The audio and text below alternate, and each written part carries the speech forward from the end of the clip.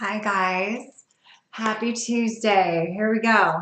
So I thought I'd hop on today for my live stream. I am running a little bit behind schedule today because, long story short, the kid popped a thing off her braces, had to take her down to get that fixed, and then we got stuck in a road closure and all that fun stuff. So getting a later start than I planned on for our streaming chat today, but here we go.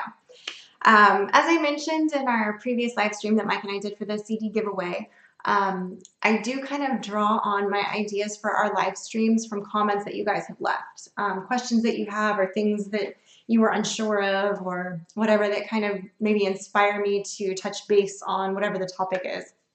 Hi, Sinister. Hi, El Bazin. Sorry, some of these names I butcher, I know, but um, so today I wanted to just kind of touch base about, the cost of raising your livestock and what that means in translating it over to the cost of getting meat that was raised the way that meat was raised, that livestock. So let's break it down a little bit. When industrial farming came along, and by industrial farming, I mean mass production, okay? Getting those as many cows in a small space as you can, maximizing the output of each animal. And yes, people say, well, people have been doing that for years. Genetic modification is not new, blah, blah, blah. There's a difference between things that are GMO and things that are with animal husbandry that are bred for certain traits. We do that with plants, we do that with animals, we do with people. You're attracted to one person over another sometimes because their traits are attractive to you because they seem like they would be, a good breeder, create good young. There's a, old biomechanical, not biomechanical, sorry. Wrong word, but you know what I mean. An old biological, thank you, biological instillment in us to pick the strongest mate. But we do that when we're breeding livestock, when we're dealing with plants, and trying to get the strongest one that will survive and carry on those traits that we've been breeding together to get.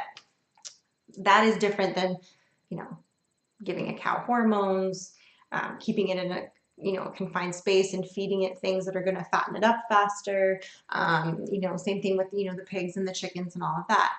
So I had a lot of people asking, yes, life does happen, Sinister. So thank you, Peter. Yes, welcome to your home. Yes.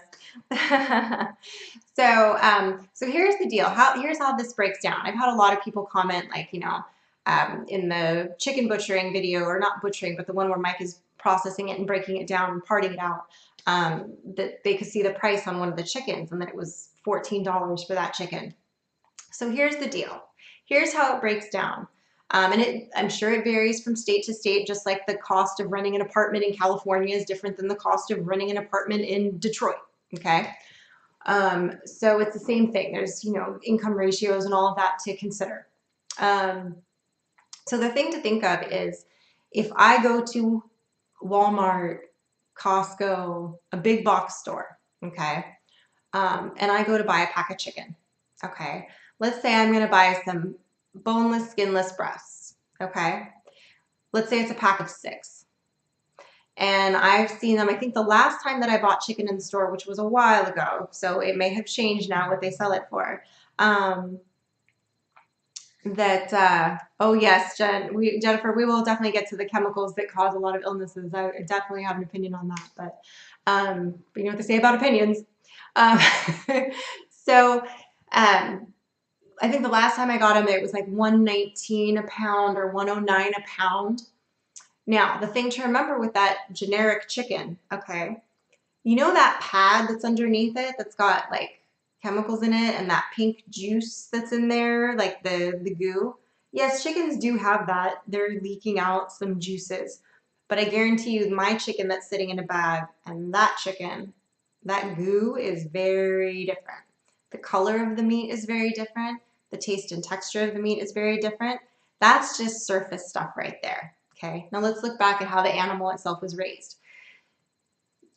the chicken that you got, the boneless, skinless breast pack that you got at the store for $1.19 a pound was raised most likely in a warehouse. Now in California, they changed the law a couple years back, so technically they're not caged a lot anymore. They're in a big confined warehouse, which means they're basically still in a giant cage and they're allowed to roam free in this giant cage, but they are so packed in there together that smaller birds get trampled, they cut the beaks off, there's a lot more disease, there's a lot more just unpleasantness that would take place, just like if you crammed 100 people into, a room this size. It would be very uncomfortable. We'd be shoulder to shoulder, we'd be like little sardines.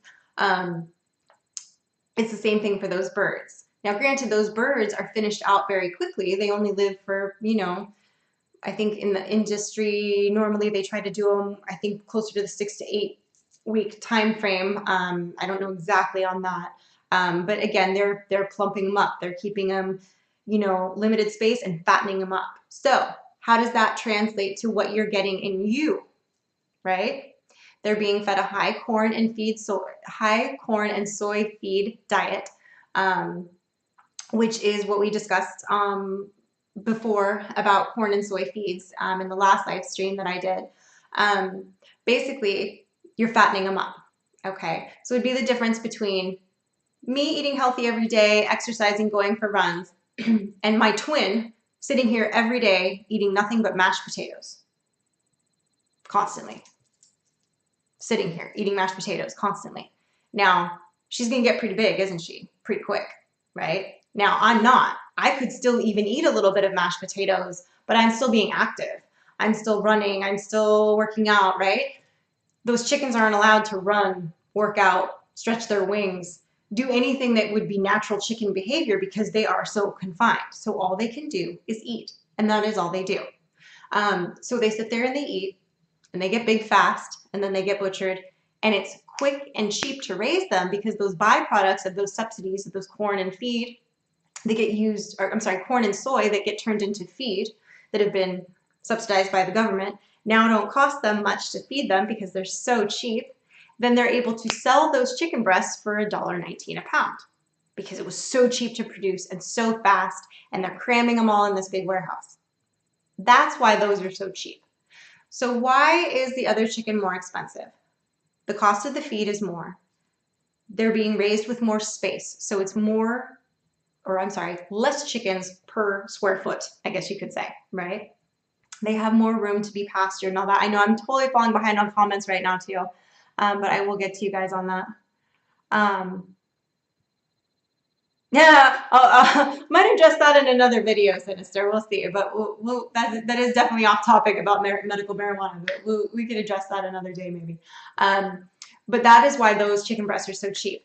If you find a local farm who is using the right amount of space, letting their chickens either out to pasture, free range, or doing a tractor pasture, and feeding them the right kinds of foods, they're getting grass, bugs, vegetable cuttings.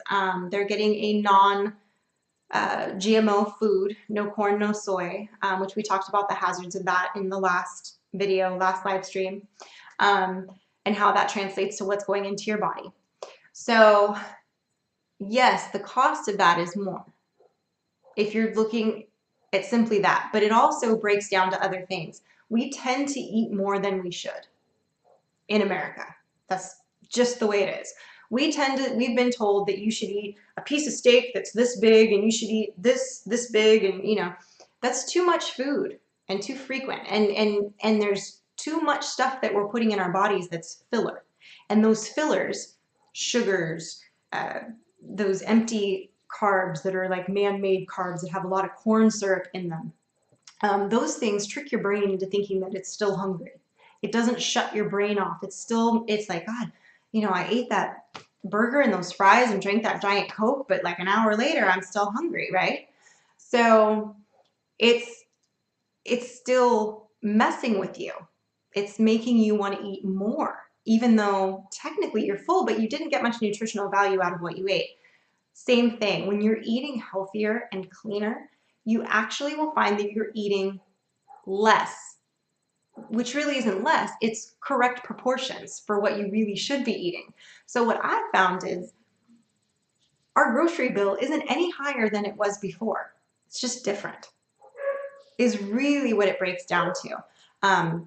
We eat healthier. We're not sick as often. Yeah, we get the occasional cold or whatever. It happens.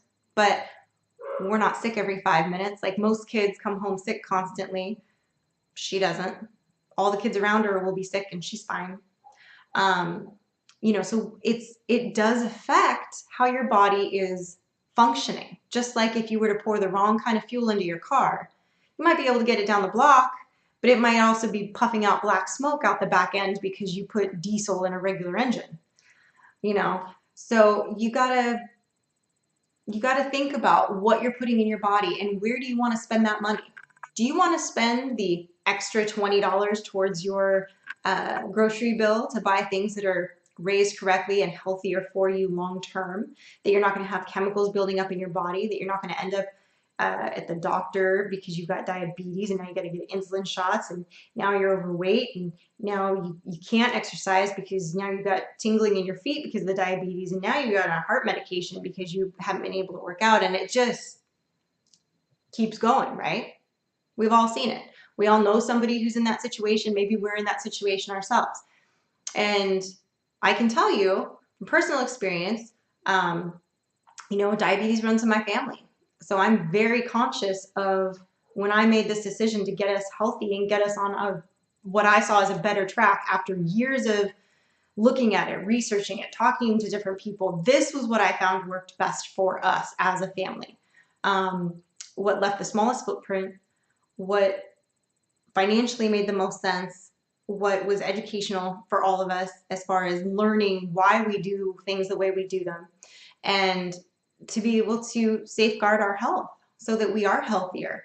I think that's important, and to teach our daughter, Frankie, the right way to eat, the correct things to eat. Yes, you can have a treat once in a while. We all are guilty of that, right?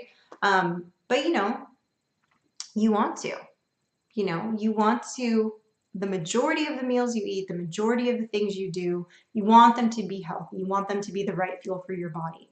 So what it comes down to is, do I want to spend a lot more money down the line in medical bills, or do I want to spend, maybe my grocery bill will be a little bit higher initially, but once I start eating healthy and my system gets cleaned out and I get used to my body being satisfied and not feeling the need to keep eating because my brain doesn't keep going, oh, you're hungry, oh, you need more sugar, oh, you need more sugar, oh, you need more fats, oh, you need more this. No, it's not going to do that when you're eating healthy. It's going to go, oh, that was yummy. It's good. It's just like when you hear about people that are lost at sea that start craving the fish eyeballs and all of the parts of the fish that you normally wouldn't eat because of the certain vitamins that are in there that they need. Your body will tell you what you need. Just like when a pregnant woman is craving something, it may be something strange. It may be even something unhealthy, but there's something that's in that her brain knows that she needs right now that day, because the body is making something for that baby that needs whatever that vitamin is. So it does happen. I don't know if I would go that far, Son of Thunder, with blaming hormones in the food for sexual identity issues. I see where you're going with that. I will counter with, I do think, I'm a very odd mix of, I guess, being sort of like, we call them, this is what I call my mother-in-law too. She's gonna love hearing this. Like a gun-toting hippie. Like she'll go out the back door and shoot a rattlesnake with her 22, but then if you have a headache, she's like, take some Feverol and like rub some sage on it and you're fine. So I always, that's in my mind, I always think of her as like a gun-toting hippie. But over the years, I've found that I've become more and more like a gun-toting hippie. So what that would mean is that, I think that some people definitely are born in the wrong gender for them, that mentally and physically it doesn't connect. I do think that is a genuine thing without delving into that. But what Jennifer is saying about the, boys developing breasts because of the hormones in the food, Um, I think usually you see it more in like a weight gain situation with the boys.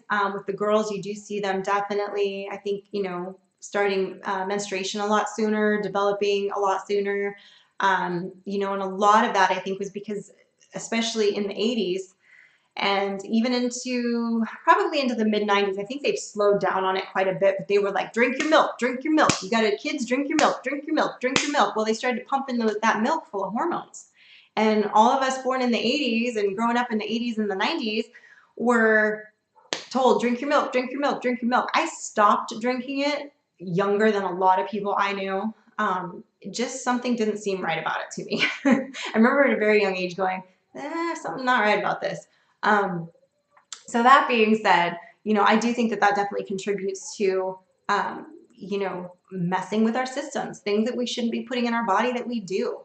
So that makes it a little tricky. Exactly. Exactly, Jennifer. Talking about, some people wondering why, there's such an increase in autism and ADHD and things like that. You do have to at some point go back and yes, there's other factors. I'm not saying that eating a healthy diet is going to cure you. You're never going to be sick. You're never going to have a kid that has any emotional or behavioral issue. No, that's not what I'm saying. I'm saying if we go back to having a good, healthy relationship with our food, where we know the people that grew it, or we grew it or raised it ourselves, and we're eating proper portions, and we're not putting chemicals in our food, and we're not putting those chemicals into our body, we're going to have cleaner bodies, right? There's going to be less stuff that could go wrong. Makes sense, right? I mean, it just makes sense. Again, I would encourage you guys. There's several documentaries that I know there's several on Netflix, and there's some that have, I think, on Amazon Prime too, that feature Dr. Campbell, who wrote the China study. Get a copy of the China study, check it out. There's a lot of good info in there. There's a lot of, and some of you might look at it and go, that's a bunch of hooey, and that might be the case. You can always find one statistic or one study to cancel out the other one. But at some point, you just kind of have to think for yourself and go, you know what? I can tell you for a fact that I was sick a lot, that I didn't feel well, that I struggled with my weight, that I had all kinds of other things going on. But when I made this change, and I did it gradually until I hit the final marker of it, it was a huge difference in how I felt physically, energy-wise, everything. So it definitely makes a difference. And I went into it skeptical because I grew up, my mom bought the chicken, she cooked it in the microwave from raw to cooked. We had everything was cooked in the microwave in the 80s because the microwaves were new and we cooked everything in the microwave. So yes, Food Inc. is another good one. There's a lot of Food Over Forks. Yes, there's a lot of documentaries that are, or Forks Over Knives. Yes, there's a lot of good ones. And there's several of them, which of course now I can't think of the names of because I hadn't planned on mentioning them, but and honestly, I'm terrible remembering the names of documentaries because I just generally hit the next button on the thing if I watch it. But definitely anything that has Dr. Campbell in it that wrote the China study. So I'm sure if you look it up by him, you'd be able to find a lot of those documentaries, excuse me, a lot more easily. So definitely, definitely, guys. So all right, I'm gonna go ahead and go because I haven't made dinner for my little one yet. So I need to go do that, something healthy. Yeah, I encourage you guys all, do your own research. I hope that maybe some of these things that we talk about in some of these like more health related videos will spark something for you and make you, research it a little bit on your own. Test it out for a couple of weeks. I say, anything you do, you got to try it for at least a month because your body kind of has to cleanse out the old crap. And and you don't always feel good during that part of it. So, you just got to keep that in mind. But I invite you guys to, leave comments, ask me questions, either about my experience or, about what I do tend to actually eat.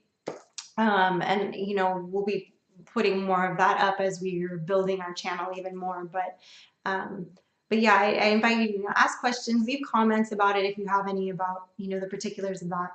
And I'd be happy to get to that.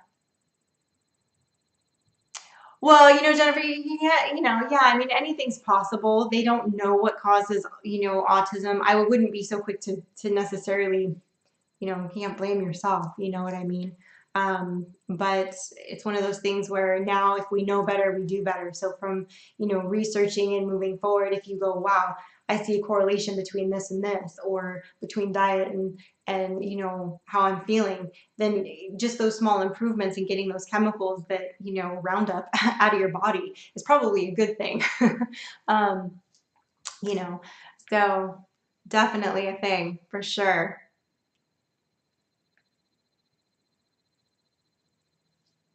Oh, thank you, Bob. I'm happy to speak out. I'm very passionate on this topic. I feel very strongly about how animals are raised, what they're fed, in what way they're raised, and what we consume out of that.